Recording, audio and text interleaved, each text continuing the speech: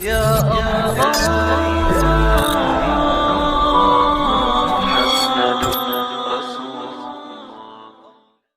گھنٹے کی زندگی میں بھائیو جھوٹ خاص طور پر زندگی سے ہم نکال دیں، جھوٹ نہ بولیں اور ایک کسی کو دھوکہ نہ دیں۔ میرے نبی نے فرمایا میرا امتی ہر گناہ کر سکتا، دو نہیں کر سکتا، ایک جھوٹ کبھی نہیں بولے گا، ایک دھوکہ کبھی نہیں دے گا۔ تم جھوٹ نہ بولیں، دھوکہ نہ دیں، ظلم نہ کریں، زیادتی نہ کریں۔ ظلم و زیادتی سے اللہ کا غضب حرکت میں آ جاتا ہے۔ میرے نبی نے فرمایا من آذا ذمیا فقد آذانی، جس نے کسی غیر مسلم کو بھی دکھ پہنچایا تو اس نے مجھے دکھ پہنچایا۔ جس نے کسی غیر مسلم کو دکھ پہنچایا اس نے مجھے دکھ پہنچایا۔ میرے نبی نے تو اپنے ساتھ رہنے غیر مسلموں کے ساتھ اتنی رحمت للعالمین کا ثبوت دی۔ ہم ان کے برتن بھی الگ کرتے، وہ برتن کو ہاتھ لگانے میں کہ دھو، برتن دھو کے لاؤ، اتنی نفرت کا اظہار۔ بھائیو محبت سے رہیں، اپنے کاروبار میں ہو سچ بولو، صحیح تولو، وعدہ خلافی نہ کرو، وعدے سے پھرو مت، کسی کو دھوکہ نہ دو، کسی کو فراڈ نہ کرو۔ بازار کا دین سچائی ہے، صحیح تولنا ہے اور دھوکہ نہ دینا ہے۔ گھر کا دین ماں باپ زندہ ہیں، ان کے پیر دھو لو، ان کی دعائیں لے لو۔ گھر والے ہو اپنی بیوی سے حسن سلوک کرو، گالی دینا، تانے دینا، طنز بولیاں، اپنے گھروں کو آگ نہ لگاؤ۔ ہمارا جوائنٹ فیملی سسٹم ہے، ماں باپ کو اپنا مقام دو، بیوی کو اپنا مقام دو۔ ہمارا سسرالی معاشرہ ظالم ہے، درد سے کہہ رہا ہوں ظالم ہے، ہمارا سسرالی معاشرہ ظالم ہے، چاہے دیندار کہلاتے ہوں، چاہے دنیا دار کہلاتے ہوں، چاہے پڑھے لکھے کہلاتے ہوں، چاہے ان پڑھ کہلاتے ہوں، ظلم ہے۔ میں کہاں سے اس کی تعویل کروں؟ اگر ماں باپ کی طرف سے زیادتی ہے اپنی بیوی کو بچاؤ، اور کہیں بیویاں ایسی زوردار ہیں کہ وہ گھر کو آگ لگانے پر آئی ہوتی ہیں، اگر بیوی زیادتی کرے تو ماں باپ کو بچاؤ۔ یہ تمہارا کام بیچ میں ایک پل بننا ہے، دونوں رشتوں کو جوڑنا ہے۔ جس طرف بہنوں کی طرف سے زیادتی ہے بیوی کو بچاؤ، بیوی کی طرف سے اپنے دوسرے رشتوں کو بچاؤ۔ ہم اس میں افراط ہوتا یعنی کمی زیادتی کا شکار ہیں۔ کچھ ماں باپ کے پریشر میں بیویوں پر ظلم ڈھا دیتے ہیں، اور کچھ بیویوں کے پریشر میں ماں باپ کو ذلیل کر دیتے ہیں۔ یہ دونوں انسانیت سے دور کی چیزیں ہیں۔ بھائیو اپنے نبی کی زندگی پڑھو اللہ کو۔ میرے نبی کی ایک حدیث سناؤں، میرے نبی نے فرمایا یہ جو میرے مدینے والے لوگ ہیں نا، یہ بڑے اچھے ہیں۔ ان کے گھر میں جب کسی کی ڈولی اترے نا تو اسے یوں لگتا ہے جیسے میں اپنے ماں باپ کے گھر ہی آ گئی۔ یہ چند دن پہلے میں نے حدیث پڑھی تو مجھے بڑا مزہ آیا کہ میرا تو مستقل مضمون ہے، بیان کرتا رہتا ہوں۔ آپ نے فرمایا کہ یہ جو میرے انصار ہیں مدینے والے، ان کے گھر میں کسی کی ڈولی آ جائے تو اسے یوں لگتا ہے جیسے اس کو اپنے ماں باپ اور ساس سسروں میں کوئی فرق ہی نہیں نظر آتا، کہ یہ ایسے اچھے اخلاق کے لوگ ہیں۔ چلو اگر یہ نہیں ہو سکتا تو کم از کم یہ نفرت تو نہ ہو، لگائی بجھائی، لڑائی جھگڑے، طلاقوں کی شرح بڑھ چکی ہے صرف زبان کی بدتمیزی پر، صرف زبان کی بدتمیزی پر، صرف زبان کی بدتمیزی پر طلاقوں کی شرح بڑھ چکی۔ بھائیو اپنے اخلاق سے اپنے رشتوں کو جیتو۔ ماں باپ کا دل جیتنا ہے، بہن بھائیوں کا دل جیتنا ہے، اپنی بیوی کا دل جیتنا ہے اچھے اخلاق کے ساتھ۔ بیوی کے ذمہ خامن کا دل جیتے اچھے اخلاق کے ساتھ، ساس سسر کا دل جیتے اچھے اخلاق کے ساتھ، اپنے بہن بھائیوں کا دل جیتے اچھے اخلاق کے ساتھ۔ میرے رب کی قسم تم چپ رہنا سیکھ لو، عزت تمہارے قدموں میں آ کے گرے گی۔ جواب نہ دو، چپ ہو جاؤ، اللہ عزت تمہارے قدموں پہ لا کے کھڑا کر دے، تمہارے قدموں میں آ کے اللہ عزت کو گرائے گا۔ اولاد کو عزت دو، اولاد کو عزت دو، اولاد کو عزت دو، ان کو ٹائم دو، پھر یہ ساری زندگی تمہارے غلام بنیں گے۔ 3 سال کے بچے کو اسکول میں دھکا دے دیا، آیا تو ٹیوشن والے کے پاس بھیج دیا، اور خود اپنے مزے کیے، تو یہ اولاد کبھی تمہاری نہیں ہوگی۔ انہیں ٹائم دو، اور اولاد کی خواہشات کا خیال کرو۔ ان پر ایسے ماں باپ ہونے کی ایسی دھونس مت جماؤ۔ آج کل اولاد نافرمان ہے، آدھا قصور ماں باپ کا ہے، آدھا اولاد کا ہے، کہ یہ وہ شفقت اور وہ محبت اور وہ ٹائم نہیں دیتے، اس سے آگے بات خراب ہو جاتی.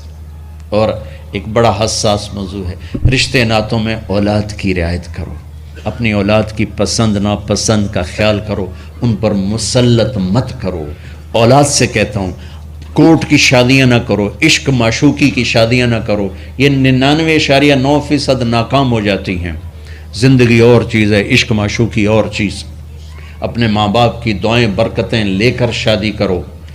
لیکن ماں باپ سے کہتا ہوں اگر کہیں بچی کہہ دے میں نے نہیں کرنی یہاں، تو اللہ کے واسطے اس کی رعایت کرو. اس کو گائے بھینس نہ بناؤ کہ جس قلے نال مرضی جا کے بن چھڈو. انسان ہے، جانور نہیں ہے، انسان ہے. زندگی جس نے گزارنی اس کی رعایت کرو، اس کی رعایت کرو. اولاد سے کہتا ہوں ایسے لو میرج اور گرل فرینڈ بوائے فرینڈ ہمارا کلچر نہیں ہے، یہ ہلاکت اور تباہی کا راستہ. میں قربان جاؤں میرے نبی کہ صاحبزادی جنت کی عورتوں کی سردار کا رشتہ آسمان پہ طے ہو چکا ہے کہ علی کے ساتھ کیا جائے گا. خبر آ چکی، جبریل آ چکے ہیں کہ یا رسول اللہ فاطمہ علی کے لیے ہے. اور حضرت علی رشتے کا پیغام لے کر آئے ہیں اور آپ فرما رہے ہیں انشاءاللہ. ہاں نہیں کی کہ انشاءاللہ. ہاں تو ہو چکی ہے انشاءاللہ. ہاں کیوں نہیں کی؟ ہاں ہو چکی. آپ کو سبق سکھانے کے، ہمیں شریعت سکھانے کے. گھر تشریف لے گئے، فاطمہ بیٹی علی کا رشتہ آیا ہے، ہاں کر دوں. اللہ اکبر.